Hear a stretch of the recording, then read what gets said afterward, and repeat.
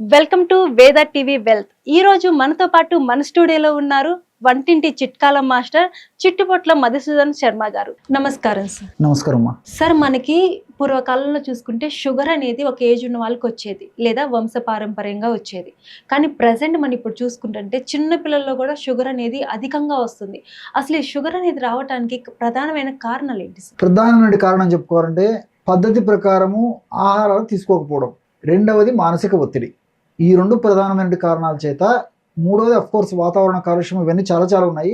ఈ రెండు ప్రధానమైన కారణాలు అంటే తీసుకునేటువంటి ఆహారం సరిగ్గా లేకపోవడం చేతనే చిన్న వయసులో షుగర్ రావడం మొదలవుతుంది. ఈ తీసుకునే ఆహారం ఎలాంటిదంటే ఈ రోజుల్లో మరి చిన్న వయసు నుంచి కూడా చిన్నపిల్లలు ఈ యొక్క ఫాస్ట్ ఫుడ్స్, జంక్ ఫుడ్స్కి విపరీతంగా అలవాటు పడిపోయారు. అవును సార్.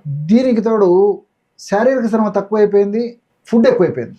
అవును, పిల్లలు మీరు బాగా గమనించండి. అవును సార్. వాళ్ళ శ్రమ తక్కువ, అంటే ఇంట్లో కూర్చొని ఉండేటువంటి పరిస్థితి, స్కూల్ పోయినా కూర్చొని ఉండేటువంటి పరిస్థితి, మళ్ళీ ఇంట్లో హోంవర్క్ ఉన్నా ఇంట్లో కూర్చొని చేసేటువంటి పరిస్థితి, ఇవన్నీ కూడా శారీరక శ్రమ చిన్న వయసు నుంచి ఉండడం లేదు.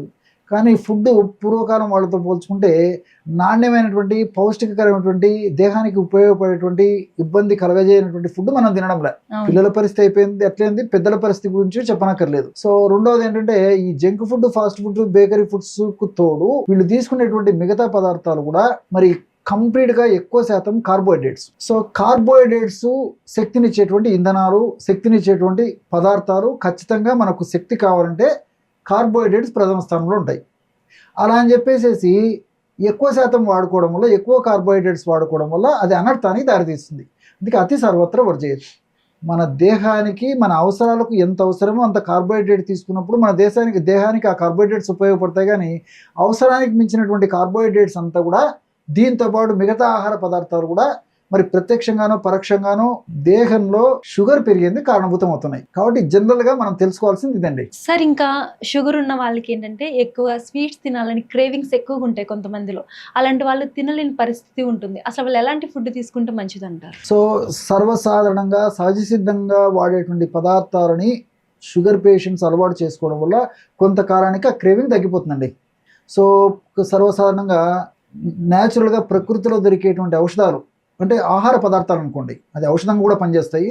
డ్రై నట్స్ తినడం అలవాటు చేసుకుంటే కొన్నాళ్లకు ఆ యొక్క డ్రై నట్స్ తీసుకోవడము, అదేవిధంగా ఫైబర్ ఉన్నటువంటి ఆహార పదార్థాలు ఎక్కువగా తీసుకోవడము, ప్రోటీన్ ఉన్నటువంటి ఆహార పదార్థాలు ఎక్కువ తీసుకోవడము, ఇలాంటివి మన దేహానికి అలవాటు చేస్తే మరి కొన్నాళ్ళకి ఆ షుగర్ క్రేవింగ్స్ తగ్గిపోతాయి. తీపి తినటువంటి ఆ యొక్క ఆకాంక్ష, ఆసక్తి తగ్గిపోతుంది. కాబట్టి మరి క్రమక్రమంగా వాళ్ళు ఆ తీపికి దూరమయ్యేటువంటి పరిస్థితి ఏర్పడుతుంది.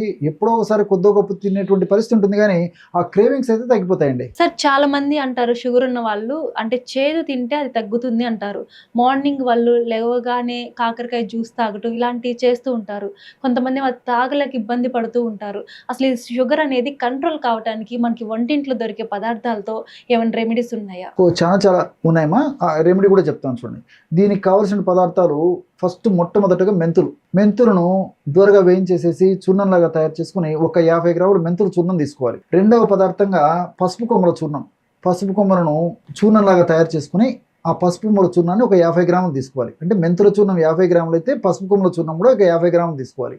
అట్లే మూడవ పదార్థంగా ఉసిరిక చూర్ణం. ఉసిరిక పెచ్చులు మనకు మార్కెట్లో దొరుకుతాయి, ఉసిరిక పొడి మనకు మార్కెట్లో దొరుకుతుంది, ఆమ్లా పౌడర్ అనేటువంటి పేరుతో మనకు మార్కెట్లో దొరుకుతుంది. ఉసిరిక చూర్ణం కూడా ఒక 50 గ్రాములు తీసుకోవాలి. నాలుగవ పదార్థంగా మనకు నేరేడు విత్తనాల యొక్క చూర్ణం, మనకు జంబూ బీజ చూర్ణం అనేటువంటి పేరుతో మనకు మార్కెట్లో దొరుకుతుంది. ఆ నేరేడు విత్తనాల యొక్క చూర్ణాన్ని కూడా ఒక 50 గ్రాములు తీసుకోవాలి. ఈ 4 పదార్థాలని బాగా కలిపేసి ఒక గాజు సీసాలో నిల్వ ఉంచుకోవడం వల్ల మనకి 40 రోజులకు సరిపడా ఔషధం తయారవుతుంది. మీకు క్యాలిక్యులేషన్ కూడా చెప్తాను చూడండి. 40 రోజుల ఔషధము 200 గ్రాముల ఔషధం.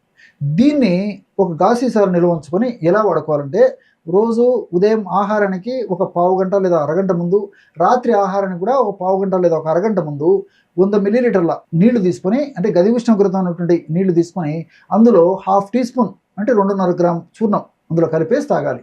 ఈ విధంగా ఉదయం ఒకసారి చేయాలి, రాత్రిపూట కూడా ఒక్కసారి చేయాలి. రోజు 5 గ్రాముల చూర్ణం అయితే మనకు 40 రోజులకు ఎంత అవుతుందండి? 200 గ్రాములు. 200 గ్రాములు మన ఔషధం ఎంత తయారు చేసుకున్నాము? 200 గ్రాముల 200. ఔషధం తయారు చేసుకున్నాం. కాబట్టి ఒక మండలానికి సరిపడే ఔషధం మనకు తయారైపోతుంది అనమాట. కాబట్టి ఈ పద్ధతిలో ఇన్ జనరల్గా 2 రోజులు అటు ఇటు కూడా కావచ్చు. కాబట్టి ఈ పద్ధతిలో తయారు చేసుకుంటే రోజు 5 గ్రాములు అంటే 40 రోజుల ఔషధం. ఈ విధంగా ఔషధం తయారు చేసుకుని ఆ ఔషధాన్ని పూర్తి చేసిన తర్వాత మరలా ఫ్రెష్గా తయారు చేసుకుని వాడుకుంటున్నారు. ఇది ఈ విధంగా ఫ్రెష్గా తయారు చేసుకుని వాడుకోవడం వల్ల మల్టిపుల్ బెనిఫిట్స్ ఉంటాయి. ఇప్పుడు ఆధునికంగా మనం ఆలోచన చేసినప్పటికీ మెంతుల గురించి ప్రత్యేకంగా చెప్పనక్కర్లేదు. షుగర్ వ్యాధిగ్రస్తులకి మెంతులకు సంబంధించినటువంటి అవగాహన ఎక్కువ శాతం మందిలో చాలా బాగుండేటువంటి పరిస్థితి కూడా ఈ మధ్య కాలంలో నేను చూస్తున్నాను అనమాట. కాబట్టి మెంతులు వాడుకోవడం వల్ల షుగర్ బాగా నియంత్రణలో ఉండడమే కాకుండా మరి మెంతుల వల్ల వెయిట్ ప్రాబ్లం రాకుండా ఉంటుంది. రక్తనాళాలకు సంబంధించిన సమస్యలు అంటే ఈ రక్తనాళాల్లో కొవ్వు, కొలెస్ట్రాల్, ప్లేట్లెట్స్ ఇలాంటి పేరుకోవడం కానీ, అదేవిధంగా గుండె జబ్బులు రావడం కానీ ఇలాంటి సమస్యలు రాకుండా ఉండేందుకు మెంతులు ఉపయోగపడతాయి. అంతేకాకుండా మరి షుగర్ వ్యాధిగ్రస్తుల్లో చిన్న వయసులోనే చిన్నతనంలోనే మోకాళ్ళ నొప్పులు వచ్చేటువంటి పరిస్థితి ఉంటుంది. కాబట్టి ఈ మెంతుల్లో ఉన్నటువంటి ఈ లినోలిక్ యాసిడ్ ఇలాంటి రసాయన పదార్థాలు గుజ్జును ఉత్పత్తి చేసేందుకు సహకరిస్తాయి. అంతేకాకుండా మెంతుల్లో ఉన్నటువంటి ఈ శాపనిన్స్, ఆల్కలాయిడ్స్ ఇలాంటి రసాయన పదార్థాలు మనం తీసుకున్నటువంటి ఆహార పదార్థాలు ఉన్నటువంటి ఈ యొక్క పిండి పదార్థాలు కానివ్వండి, అదేవిధంగా ఈ యొక్క ఆయిల్ కొవ్వు పదార్థాలు కానివ్వండి త్వరగా జీర్ణం కాకుండా ఉండేందుకు కూడా ఇందులో ఉన్నటువంటి ఆల్కలాయిడ్స్ కొన్ని రకాలైనటువంటి ఆల్కలాయిడ్స్, శాపనిన్స్ ఉపయోగపడతాయి. ఈ విధంగా మల్టిపుల్ బెనిఫిట్స్ ఈ యొక్క మెంతులకు ఉంటాయన్నమాట. రెండవ పదార్థంగా పసుపులో కుర్కుమిన్ అనేటువంటి రసాయన పదార్థం ఉంది. ఈ డయాబెటీస్ వ్యాధిగ్రస్తుల్లో మరి చాలా మందిలో మీరు గమనించి ఉంటారు, జ్ఞాపక శక్తి లోపం క్రమక్రమంగా మొదలవుతుంది. అవును సార్. జ్ఞాపక శక్తి తగ్గిపోతూ వస్తుంటుంది అనమాట. కాబట్టి ఈ పసుపును వాడుకోవడం వల్ల షుగర్ వ్యాధి నియంత్రణలో ఉండడమే కాకుండా అంటే ఇన్సులిన్ సెన్సిటివిటీని పెంచేస్తుంది పసుపు నుండి కుర్కుమిన్. ఇదొక్కటే కాకుండా ఈ యొక్క మెదడులో ఏర్పడేటువంటి హానికారకమైన రసాయన పదార్థాల యొక్క శక్తిని నిర్వీర్యం చేసేసి జ్ఞాపక శక్తి తగ్గకుండా జ్ఞాపక శక్తి సమస్థితిలో బాగా ఉండేటట్లు కుర్కుమిన్ పసుపు ఉపయోగపడుతుంది. కాబట్టి ఈ పసుపు ఇందులో వాడుకోవడం చాలా చాలా అవసరం. మూడవ పదార్థంగా ఉసిరికలో సి విటమిన్ ఉంటుంది. ఇతర అనేక రకాల రసాయన పదార్థాలు ఉంటాయి.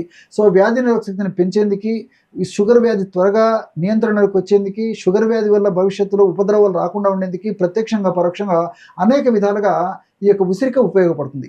చివరగా నాలుగవ పదార్థంగా నేరేడు గింజలు. సో నేరేడు గింజలు కూడా షుగర్ వ్యాధి నియంత్రణకు చాలా చక్కగా ఉపయోగపడతాయి. షుగర్ వ్యాధి వల్ల బహుమూత్రం ఎక్కువ మూత్రం రావడం అనేటువంటి లక్షణం తగ్గేందుకు ఉపయోగపడతాయి. అంతేకాకుండా ఈ యొక్క నేరేడు గింజల యొక్క మరొక ప్రయోజనం అంటే మనం తీసుకున్నటువంటి ఆహార పదార్థాలు ఉన్నటువంటి కార్బోహైడ్రేట్స్ ఏవైతే ఉన్నాయో ఆ కార్బోహైడ్రేట్స్ని జీర్ణం చేసేందుకు జీర్ణ వ్యవస్థలో అమైలేజ్ అనేటువంటి ఒక ఎంజైమ్ ఉత్పత్తి అవుతూ ఉంటుంది అనమాట. ఆ యొక్క ఎంజైమ్ ఉత్పత్తి ఎప్పుడైతే తక్కువగా ఉంటుందో అప్పుడు ఈ యొక్క పిండి పదార్థాలు కూడా త్వరగా జీర్ణం కావు, అవన్నీ వేస్ట్ కింద వెళ్ళిపోతుంటాయి. సో ఈ యొక్క ఈ నేరేడు విత్తనాలు ఉన్న రసాయన పదార్థాలు ఈ అమైలేజ్ అనేటువంటి ఎంజైమ్ ఉత్పత్తిని తగ్గించడం వల్ల పిండి పదార్థాల జీర్ణం కూడా చాలా తక్కువ శాతం జరగడం వల్ల కూడా షుగర్ వ్యాధిగ్రస్తులకు చాలా ఉపయుక్తకరంగా ఉంటుంది. కాబట్టి మల్టిపుల్గా ఈ యొక్క ఔషధం ఉపయోగపడుతుంది. కాబట్టి నేను చెప్పినటువంటి పద్ధతిలో ఈ యొక్క ఔషధాన్ని వాడుకోవడం వల్ల మల్టిపుల్ బెనిఫిట్స్ ఉంటాయి. Thank you sir. నమస్తే. చూసారు కదండి, ఈరోజు మనం అనేక రకాలైన చిట్కాల గురించి తెలుసుకున్నాం కదా. మీకు కనుక ఈ వీడియోస్ నచ్చినట్లయితే లైక్ చేయండి, షేర్ చేయండి, సబ్స్క్రైబ్ చేసుకోండి.